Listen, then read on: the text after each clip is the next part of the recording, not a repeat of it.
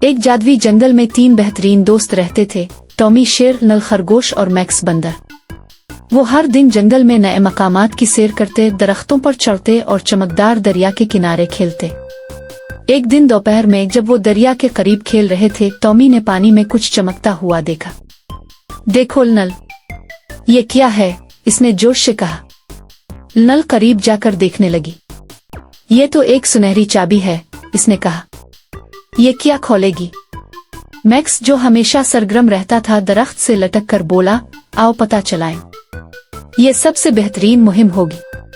یہ سن کر تینوں دوست جنگل میں چابی کے لیے تلاش شروع کر دیتے ہیں۔ وہ پلوں سے گزرتے، پہاڑیوں کو چڑھتے اور گھنی جھاڑیوں میں سے گزرتے، لیکن انہیں کوئی تالا نہیں ملا۔ جب وہ تھک کر ہارنے والے تھے تو میکس نے کچھ پتے دیکھے جن کے نیچے کچھ چمکتا ہوا چیز نظر آئے۔ دیکھو، یہاں کچھ ہے، اس نے کہا۔ وہ جلدی سے وہاں پہنچے اور ایک پرانا لکڑی کا صندوق دیکھا جو جھاڑیوں سے ڈھکا ہوا تھا۔ کیا یہ وہی ہے؟ ٹامی نے جوش سے پوچھا۔ نل نے سنہری چابی اٹھائی اور صندوق کا تالا کھول دیا۔ ایک نرم کلیک کی آواز آئی اور صندوق کھل گیا۔ اس کے اندر ایک چمکتا ہوا پتھر تھا جو رنگوں کے ساتھ چمک رہا تھا۔ واہ، یہ کمال کا ہے، میکس خوش ہو کر بولا۔ ہم نے خزانہ ڈھونڈ لیا۔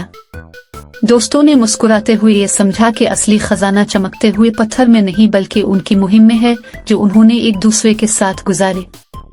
انہوں نے فیصلہ کیا کہ وہ پتھر کو جنگل میں چھوڑ دے تاکہ دوسرے جانور بھی اس کا لطف اٹھا سکیں، اور وہ اپنے سفر پر روانہ ہو گئے، یہ جانتے ہوئے کہ سب سے بڑا خزانہ ان کی دوستی ہے۔